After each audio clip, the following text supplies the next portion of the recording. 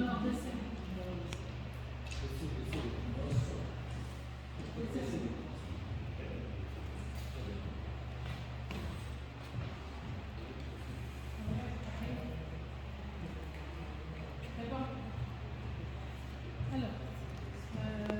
Bonjour, je me présente, je suis le docteur Chedlia Leïla Ben Youssef.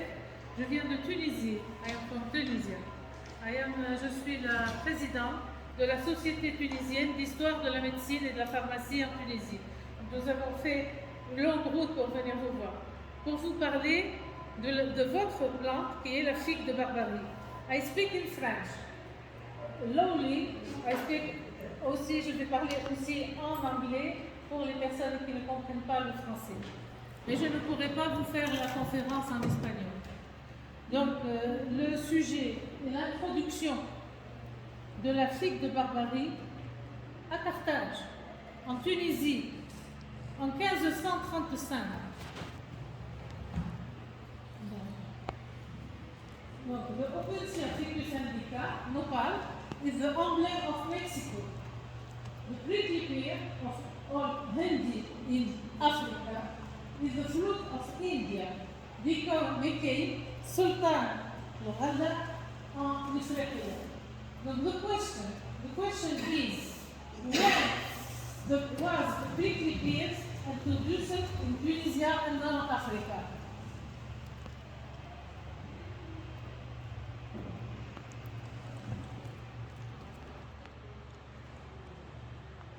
Donc ici, vous avez c'est vous qui nous avez envoyé cette magnifique représentation de IGA, qui est la fille d'Astérios. Vous voyez qu'elle tient un serpent.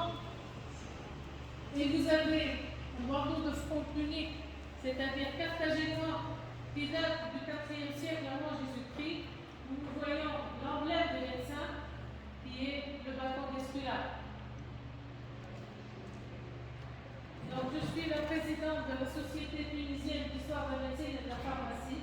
Je suis très heureuse de vous présenter aujourd'hui, pour vous, l'histoire de l'introduction de la figue de Barbarie en Tunisie, de las Tunas.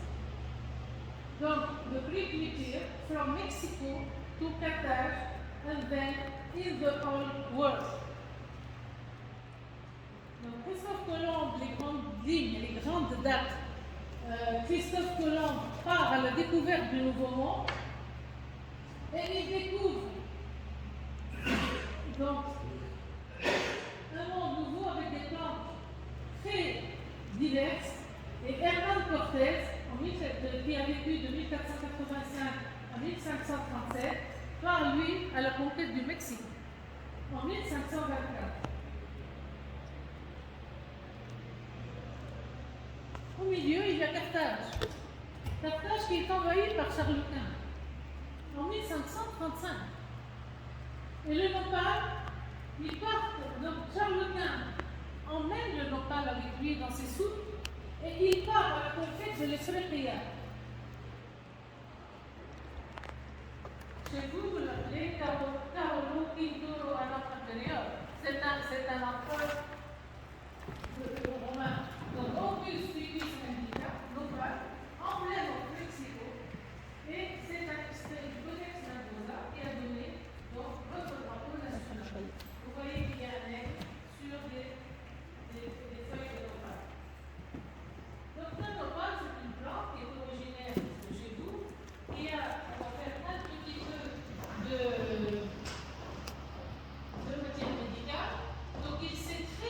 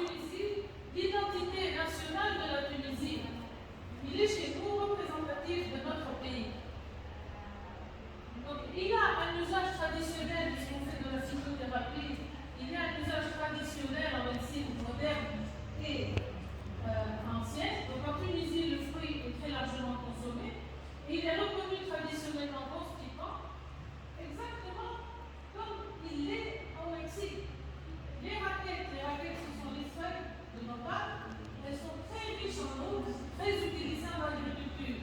Donc, prickly pear brackets, very rich in water, are used in agriculture for burying in the ground. When planting olive tree, pour que leur plante puisse pousser dans le France. Donc, in Mexico, the same coffee pig virtue are recognized by traditional medicine. And there is another problem. The parasite, Bacillus coccus, qui est le parasite de la prickly pear brackets. It has an economic value. The food coloring trade, il est très important, c'est un problème majeur actuel dans la culture du local en Tunisie. Donc il est classé complément alimentaire. Les allégations, il y a des allégations mexicaines qui disent qu'il y a des études qui n'ont jamais été reproduites sur son effet sur le diabète. Par contre, c'est un plante qui est très riche en fibres et elle a la capacité de fixer les matières grasses contenues dans un repas et empêcher leur absorption par l'intestin. Donc le nopal contient 50% de fibres. Nopal contient 50% fibre. Donc c'est classé complément alimentaire. Il y a beaucoup d'études, je ne vais pas vous embêter avec ces études, vous pouvez les retrouver. Qui font qu'actuellement, en médecine, on utilise le nopal comme toute fin. Donc il peut rentrer dans les traitements médicaux. Le nopal sicilien est très riche en fibres alimentaires et il y a des études qui ont démontré son effet sur l'absorption des graisses dans la médecine.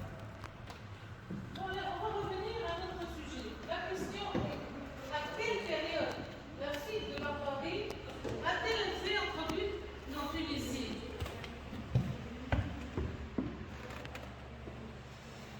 Donc les merveilles botaniques du Nouveau Monde. Ça c'est Christophe Colomb qui décrit ce qu'il trouve quand il arrive à Hispaniola et à Saint-Domingue. Donc il y a des arbres de 1000 sortes, avec tous les fruits différents, et tous si parfumés que c'est des merveilles et que je suis le plus chagrin du monde de ne pas les connaître. Ils ont tous une grande valeur. C'est un extrait d'un livre de la découverte de l'Amérique, du journal de bord de la découverte de l'Amérique par Christophe Colomb. Et ici en bas, vous avez les glyphes aztèques qui sont magnifiques, qui représentent chaque plante qu'il a découvert. Donc, there are 3,000 kinds, c'est la même chose. Je répète en anglais ce que j'ai dit en français. Et vous avez en bas la culture de la patate douce qui est décrite par les Aztèques et qui est décrite par Bernardino de Sahagún dans l'histoire générale des choses de la Nouvelle-Espagne. Donc, tunas. Je sais que chez vous, vous l'appelez tunas. C'est un fruit aztèque. Aztec fruit. Donc, the prickly pear was discovered in Mexico by Cortés and in the Islam of Hispaniola, Cuba, and other Islam of the Andes by Fernando de Oviedo y Valdés. Il les a décrits dans un livre qui s'appelle La Natural Historia de los Andes.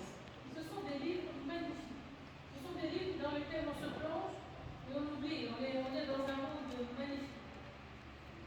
Voilà, donc M. Fernando de Valdés qui nous dessine dans ce livre donc, un plan de nopal. Il décrit les merveilles d'Hispaniola, de Cuba, des îles des Antilles. Là aussi, c'est un extrait de son livre, Prickly Pears, les chardons d'Espinosa et leurs fruits. Ça, c'est Mexico City.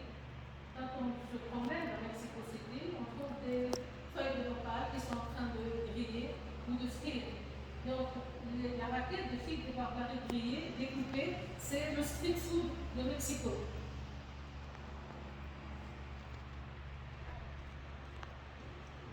Et ici, c'est Cortés qui débarque au Mexico et qui nous fait, dans sa deuxième lettre qu'il envoie à Charles Quint, il nous décrit le golfe de Mexico et les merveilles des jardins de Mexico.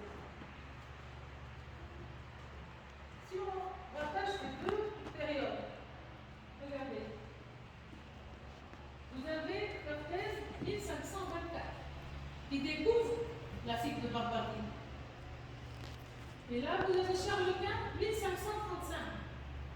C'est pas long, hein? C'est même à peine une dizaine d'années. 10 ans. Et déjà, le nopal, qui est découvert au Mexico, va être introduit à Carthage. Et à Carthage en premier. Pas ailleurs, pas dans un autre pays. Charles Quint attaque la boulette. Il attaque parce que c'est un enjeu espagnol. Tunis, c'est un enjeu espagnol en Méditerranée. Donc vous avez un paysage géographique qui ressemble beaucoup au paysage de Mexico. Des lagunes, de la mer, de l'humidité, de la chaleur. C'est vraiment l'endroit où la figue de Barbadie peut être acclimatée. Et elle s'acclimate. Elle ne s'est jamais acclimatée ailleurs avant. Donc tout a commencé par une bataille, tout a commencé dans le sang, en 1535. Ça a été une bataille terrible que Charles Quint a remportée. Donc la conquête de Tunis, qui a commencé en 1535. Il y a 3 forces qui s'opposent en Méditerranée.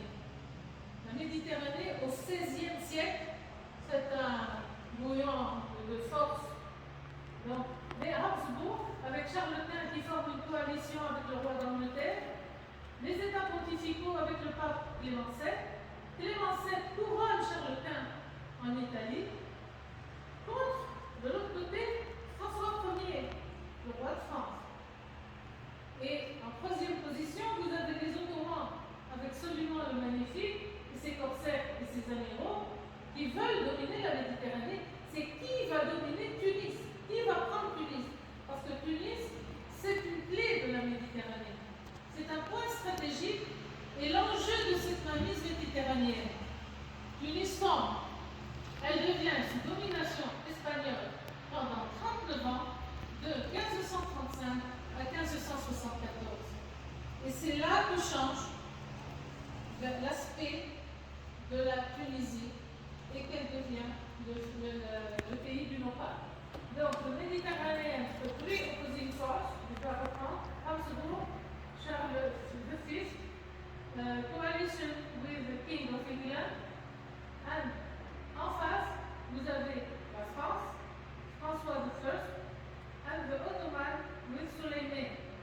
And all these, ils se battent. Il y a des batailles sur la Méditerranée au XVIe siècle. Donc la Méditerranée, le Méditerranéen explose in the 16th century, and Tunis is the main issue. Le siège de Tunis. Nous avons beaucoup de descriptions de ce siège de Tunis parce qu'il y avait des espèces de journalistes qui suivaient Charles Quint, la suite de Charles Quint, et qui faisaient des dessins. Il n'y avait pas de photos à l'époque. Donc ils avaient des dessinateurs qui suivaient la cour de Charles Quint et qui faisaient des dessins de ce qui se passait. Après, nous avons fait des tapisseries qui sont magnifiques, qui sont les tapisseries de Vermeer. Et dans cette suite, à part les dessinateurs et les chroniqueurs qui écrivaient tout ce que faisait Charles Quint, il y avait aussi le clergé et les moines. Et ce sont les moines de la suite de Charles Quint qui se chargent de l'introduction des plantes du Nouveau Monde en Ifriqiya. C'est-à-dire qu'il n'y a pas que le nopal qui est rentré en Ifriqiya. À cette époque-là, toutes les plantes du Nouveau Monde vont être acclimatées à Tunis. Donc, il rédige, il dessine les traités de botanique comme celui dont je vous ai parlé tout à l'heure, celui de Bernardine de Sahagún, qui écrit l'histoire générale des causes de la Nouvelle-Espagne. Ils échangent des échantillons de diverses espèces qui prospèrent chez nous. Ces échanges ne se font pas qu'à Tunis, ils se font aussi avec les alliés de Charles Quint, et c'est ainsi que des raquettes de nopal sont envoyées en Menton, c'est-à-dire à Monaco, à la même période, en 1535. Donc, il y a un moine qui était des alliés de Monaco, qui a pris 6 raquettes de nopal de Tunis et qui les a emmenées dans le sud de la France et qui les a plantées. Et là, nous avons la preuve que le nopal était en Tunisie avant d'être ailleurs. Donc, Tunis, sous domination espagnole envoie des échantillons de plantes dans toute la Méditerranée. Donc le clergy and monks of Charles V, et dans la suite de Charles V, are responsible for introducing plants from the New World, le Mexique, into Africa. Donc, ça c'est le siège.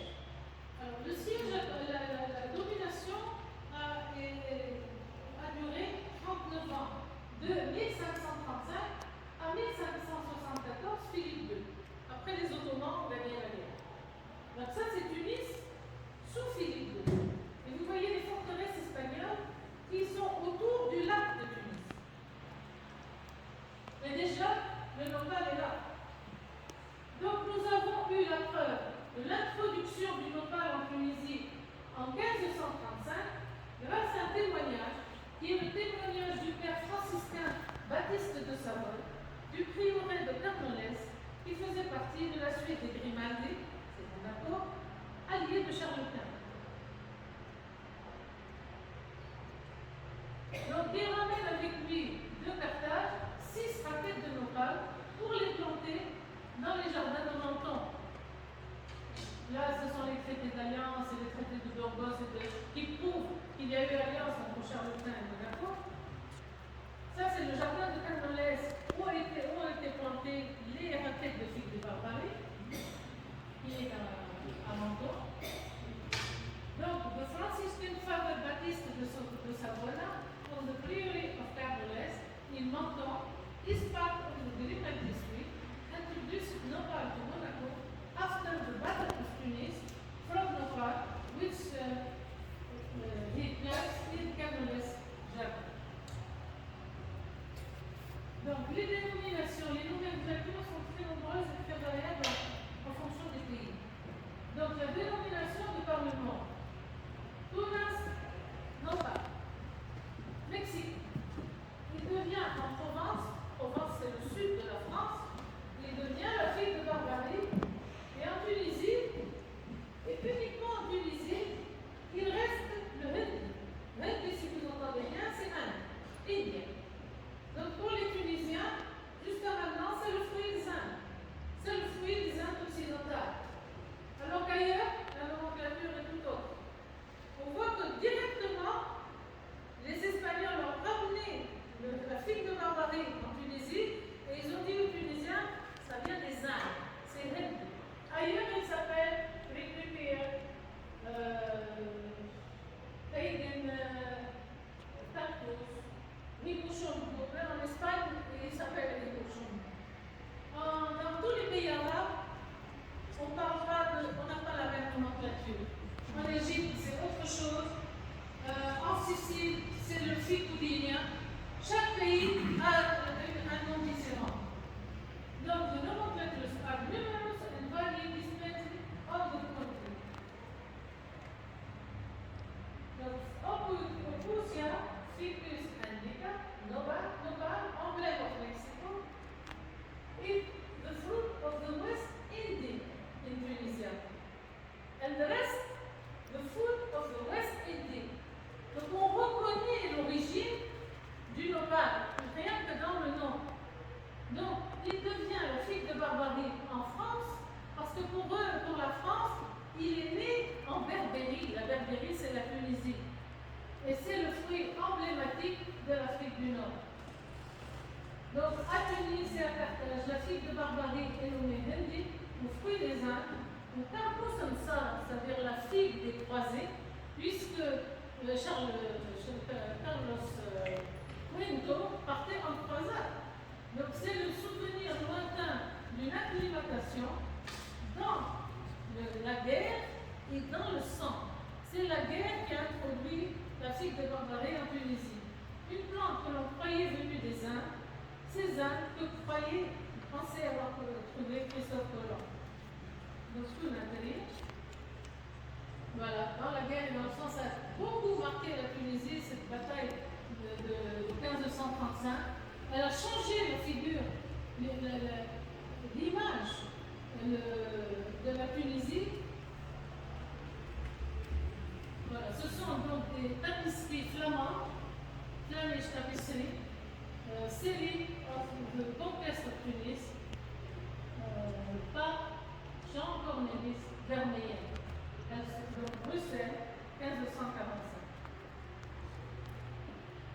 Nopal, il a un autre problème, il y a un parasite qui s'appelle la cochenille. Vous connaissez, puisqu'il est venu avec le Nopal du Mexique en Tunisie.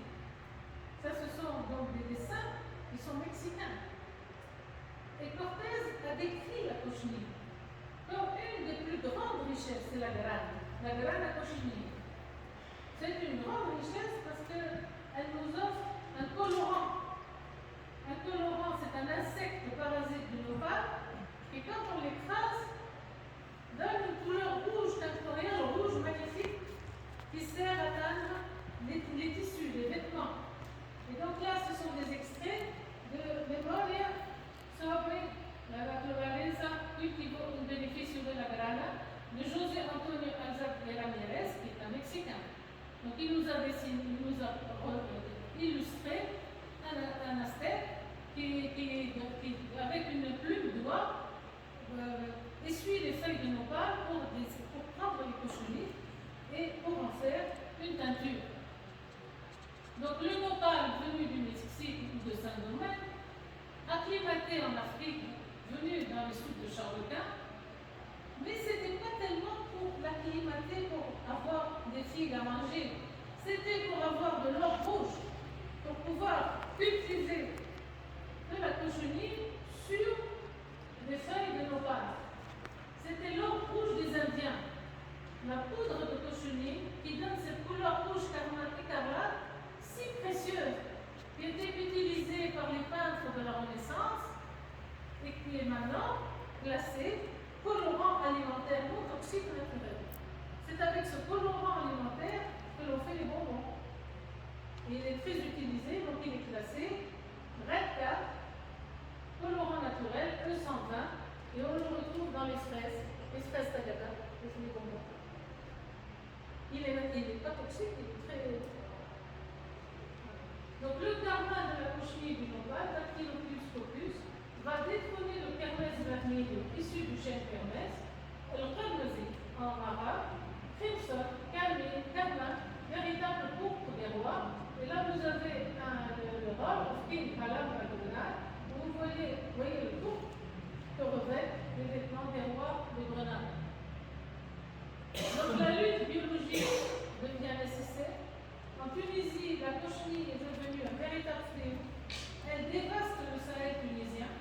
La solution demeure la lutte biologique avec des élevages coccinelles et la remise à niveau de l'industrie du carmin. Il faut profiter de cette main rouge. Il faut l'utiliser. Il ne faut pas la jeter, la brûler. Il faut l'utiliser. Donc c'est l'héritage de Charles Quint. Il nous a légué la figue de Barbarie. Donc le figuier de la figue de Barbarie s'acclimate depuis 1535. Je ne vais pas reprendre, parce qu'on a parlé. Donc là c'est Carthage, vous avez une image de Carthage, une illustration, où vous voyez les figuiers de Barbarie qui sont plantés sous la cathédrale de Carthage, et ils sont plantés là depuis 1535. C'est le nopal de Charles Quint. Ils sont toujours là. Donc Carthage, les figues de Barbarie. Donc la question était à quelle période la figue de Barbarie a-t-elle été introduite en Tunisie? Toutes les merveilles du Mexique, toutes ont été introduites en Tunisie à la même période, sous domination espagnole, de 1535 à 1574, et en avant-première en Tunisie. Que la Tunisie est toujours avant-gardiste, toujours la première. Donc vous avez ici les glyphes qui sont magnifiques, je me suis amusée à les collectionner. C'est une merveille. La vanille vient du Mexique. Le coton, le coton on en avait, mais ça c'est du coton. Le nopal, le maïs vient du Mexique. La patate douce, la tomate vient du Mexique. Donc merci Mexique, merci Mexico. En Tunisie, nous parlons aztèque sans le savoir. Parce que nous avons gardé les mots aztèques que nous ont ramenés les moines et nous donnons à tous les fruits et tous les légumes qui viennent du Mexique.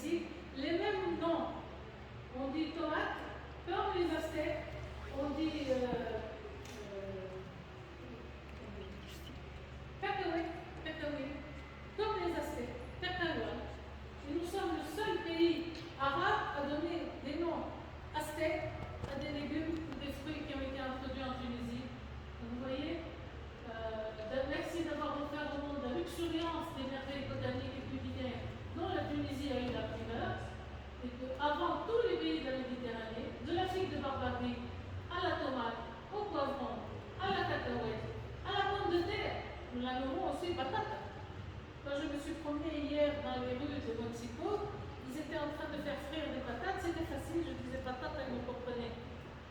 Nous nommons le dindon, donc nous parlons aztèque sans le savoir. Vous nous avez offert le dahlia, les